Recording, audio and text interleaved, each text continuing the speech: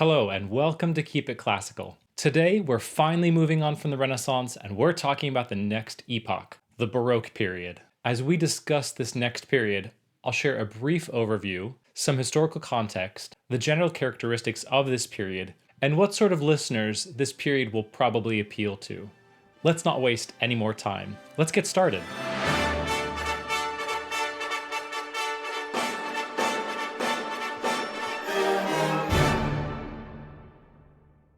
In general, the Baroque period covers the years between 1600 and 1750. As we talk about the beginning of all epochs, we're talking about music in transition and subgenres in this period. As much as we wish, there's no easy way to set a start date or an end date for any of these periods. People didn't just wake up and say, "Alright, okay, we're done with the Renaissance, everybody. Let's wrap it up. It's time to move on to the Baroque." No one did that. There's a significant amount of overlap between these time periods when some composers started to write in one way, while others continued to write in a style that had generally prevailed. It blurs the lines between these periods. With that said, as we move from the Renaissance into the Baroque period, there does appear to be a conscious departure from older styles into newer styles. This is evident when composers and critics of the time talk about prima pratica and seconda pratica, or first practice and second practice. We'll dig more into these two styles in a later video. Let's start talking about the Baroque period first by defining the word Baroque. The word comes from the Italian barocco, which means something that is irregularly shaped, usually a misshapen pearl. It has also come to mean something that is grotesque, ornate, or flamboyant. Historically, this period is full of conflict and general instability. The 30 Years' War, the execution of Charles I, and the English Civil War, the Turkish Wars all happened during this period. Meanwhile, the wealth associated with the nobility grows to an unbelievably extravagant level, which we can see in the building of Versailles by King Louis XIV of France. This is also the time when European countries expanded their colonialization efforts begun 100 years previously, propagating untold human suffering. While this instability affects music negatively and even halts it altogether, when there is stability, the music written is monumental, and the artistic innovations seismic. One of the major characteristics of this period is contrast. Just like we find in the visual arts of the times, especially the paintings of Caravaggio, contrast is present in many different ways all over this music. This includes contrasts in styles, like prima pratica and seconda pratica, the old and the new, the large and the small, the loud and the soft, homophony and polyphony, the soloist and the ensemble, the bright and the dark, the jovial and the melancholy, metrical regularity versus declamatory recitations.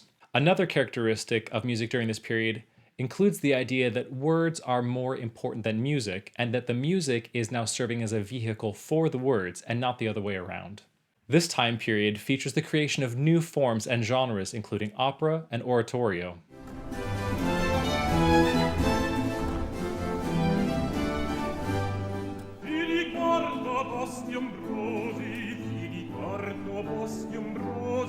De miei lunghi aspri tormenti, quando i sassi ai miei lamenti rispondean fatti pietosi. Vi ricordo boschi ombrosi, ti ricordo boschi ombrosi.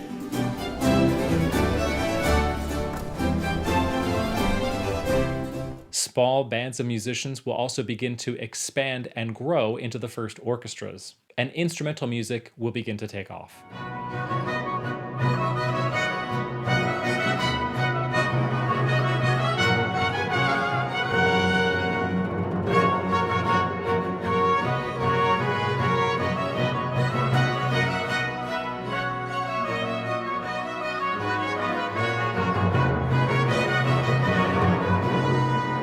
During this period, we also get to see the embrace of embellishments, ornamentations, and a previously unseen virtuosic display of musical ability.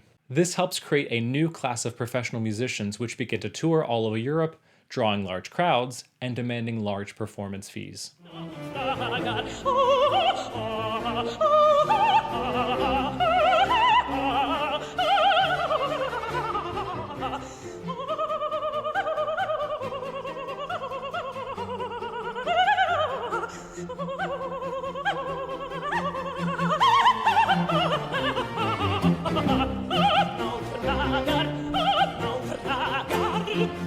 Additionally, just like we saw a trend of music moving away from nationalistic styles towards an international synthesis of those different styles, we begin to see a trend in the Baroque period away from a synthesized international style and back to more nationalistic styles for a time.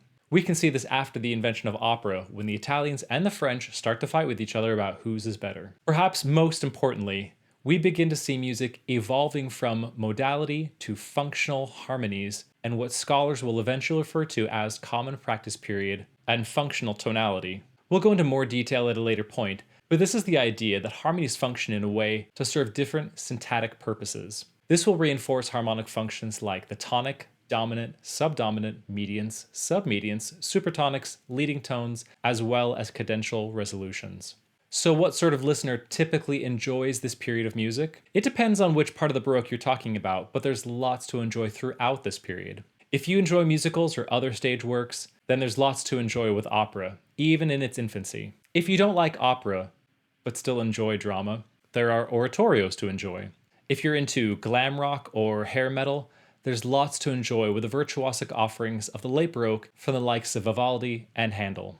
Honestly, there's lots to enjoy in this period, including a composer that countless other composers will look up to, Johann Sebastian Bach. We'll be spending several videos talking about Bach, his synthesis of all sorts of styles that came before him, and his seemingly unending legacy to music. That's all for now. If you're excited about the Baroque period, be sure to watch the entire playlist of videos I have about it. Or if you're more interested in a different period of music, you can go to the playlist about that period as well. In the meantime, keep it classical.